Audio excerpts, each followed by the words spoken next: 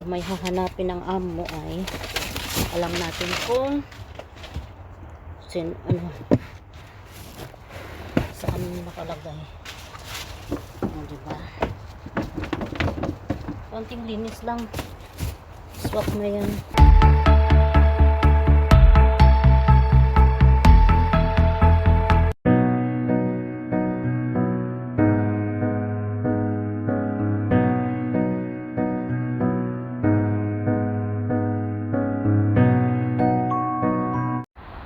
Hello. Ako lang ba o kayo din na bago umalis yung mga amo papunta sa kanilang trabahoan ay chine-check mo na yung sasakyan ng amo, baka may mga kalat, diba? Comment down below kung gagawain nyo rin ba ito. Hindi naman to sinabi ng aking amo na araw-araw i-check, pero ginagawa ko siya para okay ang trabaho. Kaya i-check natin. Hindi naman madumi yung kanyang sasakyan.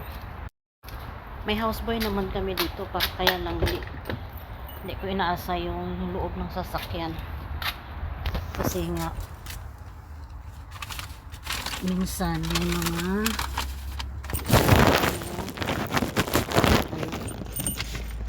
tayo lang ang pwedeng makakagalaw kapag may mawala sa sasakyan o may hahanapin ng amo ay alam natin kung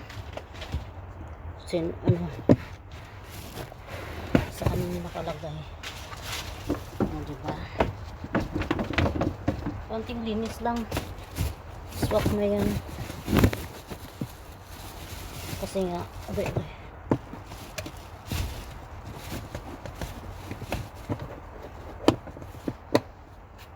yan lang, tapos na.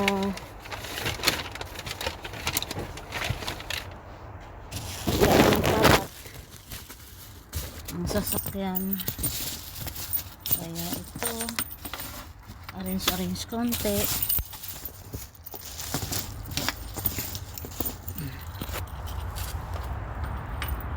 Close at lock. Nakalak na. Ako lang ba or kayo din na kahit hindi inuutosan ay ginagawa ang dapat gawin para masaya ang ating mga amo? Ganyan dito sa ibang bansa, kung pwedeng gawin kahit walang utos ay gagawin para kamangha ang amo sa ginagawa. Yun lang, buhay kasambahay sa gitnang sila. Dahil dumating na yung box ng aking amo, kukunin ko na siya sa baba kasi sinabihan ako na aking kasama na dumating na daw yung box. Wala tayong elevator dito. At ito na nga ang box, ang diet box ng aking amo. Ngayon ilalagay natin ito sa taladya para iwas sira o iwas panis. At araw-araw pala ito siyang narating, except sa Thursday, Friday. Pag Saturday mayroon na dalawang araw wala, the rest of the day mayroon. Kaya ilalagay natin ito sa taladya or ref. Yan yung mga pagkain ng aking amo na galing sa diet box niya. Ito yung ngayon, ito yung nakaraang araw, at saka itong sa baba. Itong dalawang nakahilera na to ay pwede ko na yung kunin, pero ito naman yung bagong dating. Ilalagay natin siya sa ayan, dyan natin siya ilalagay.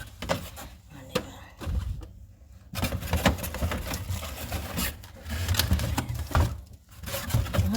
At ito, nausapan kasi namin ang mga amo ko is yung bagong dating ay nasa taas, yung kakainin niya ngayong araw ay nasa second, yung makain ng mga pagkain ay nasa baba. Yan, kaya kung siya ang kukuha ng kanyang pagkain, alam niya kung saan niya kukunin kahit wala ako, kasi nga yan ang pinag-usapan namin. At itong pagkain na to ay hindi niya na ito kakainin, Tinanong ko siya bago siya umalis. Hindi niya nakakainin. Ako kakain ito. O, diba? Sayang magtapon ng pagkain. Hindi pa naman to sira dahil nakataladya siya o nakaref. At dahil nakaalis na nga yung aking amo dito, pinuntahan ko na ang kanyang kwarto. At nakita ko sa kanyang bed na mayroon siyang abaya na ginamit kahapon. Kaya kinuha ko muna at hinang para i-iron. Ang gamit ko pala na iron ay steamer. Araw-araw ko rin itong ginagawa dahil araw-araw din siyang nagbibihis ng kanyang abaya. Ina-iron ko ang kanyang abaya bago ilagay o ibalik sa cabinet para the next day or kung gusto niyang palitan yung abaya na sinusuot niya ay magagawa niya at hindi niya nakukan. Kailangang tawagin. Ganyan pala ako kung mag-iron ng kanyang hijab. Hijab ang tawag dyan, yung nilalagay nila sa kanilang ulo or tinatabon nila sa kanilang buhok. Ganyan. Nung una ko nakita ng amo ko na ganyan, ang style ko sa pag-iron ng kanyang hijab ay nag-worry siya baka raw masunog yung aking kamay. Kaya lang sinagot ko naman siya na okay lang yan kasi yan ang nakasanayan ko at nahirapan akong gumamit ng hanger dahil sa tagal ko na rin itong ginagawa na gamit na ang aking kamay sa pag-iron. At ngayon ay natapos ko na yung kanyang hijab, ang kanyang abaya na naman. At itong abaya niya pala ay inaayon ko muna ito bago nagbalik sa cabinet. At kung mayroong hijab, mayroon din abaya kasi parang one set lang siya na sinusuot ng araw-araw. O diba? Ang ibang mga amo ay araw-araw siya lang nagbibihis at araw-araw mo rin labahan. Pero yung sa amo ko ay hindi. Kasi ang sabi ng amo ko, hindi naman raw madumi. Iaayon ko lang at ibalik sa cabinet. Kaya kinabukasan o the next day, magagamit na ito ulit. Diba? Sana all ang mga madam ay hindi maarte pagdating sa kanilang abaya. Kaya doon sa unang amo ko, every time na maglabas siya ay pagbalik niya lalabahan na namin para at i-iron. At may iba din na may mga ibang amo kasi dito na maselan sila pagdating sa abaya. Ang gusto nila pag sinuot nila papunta sa labas ay kailangan labahan mo agad para malinis at hindi pa nila yan ipapaayon nila yan pag malapit na sa oras na ng kanilang alis. Yung mga among ganyan, pero sa akin ay inaayon ko na before the day before para ready na ang kanyang abaya. Ganito ang buhay sa ibang bansa, lalong-lalo na dito sa Middle East. Dapat maparaan ka, pero minsan ang paraan ka minsan ay hindi naman gusto ng mga amo. Kaya kailangan talagang tansahin kung ano or alamin kung ano yung gusto ng mga amo.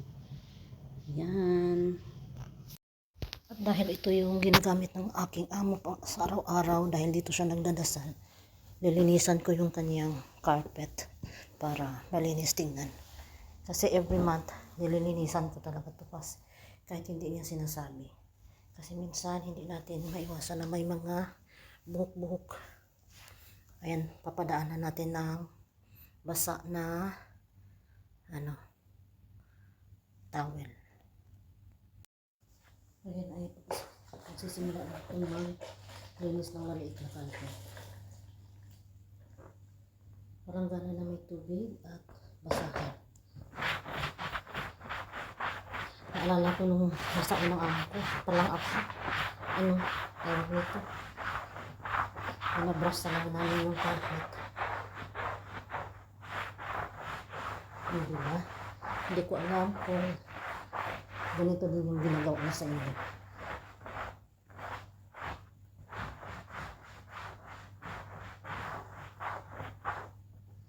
Once a month ko kasi ito ginagawa para matanggal yung mga buhok-buhok.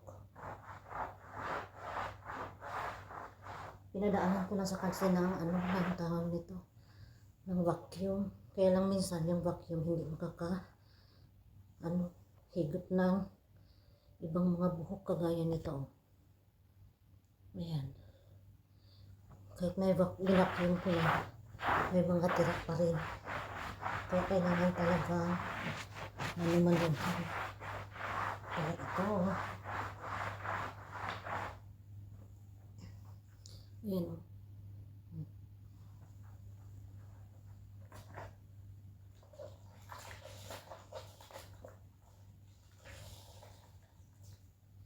Hindi naman to sinabi ng anak ko na gawin ito, pero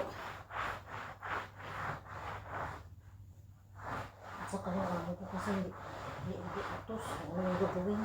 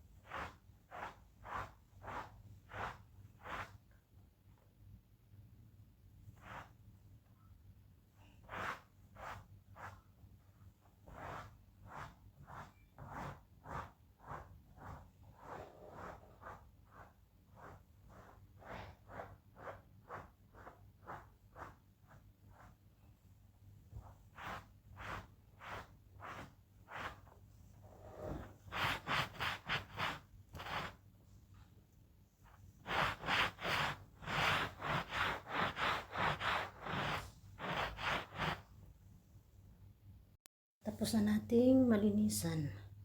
At yan yung palanggana na may tubig, di ba? Yan naman yung mga dumi na nakuha ko sa carpet kahit na na vacuum na siya, pero meron pa rin mga buhok-buhok. Ayan, pasintabi sa kumakain.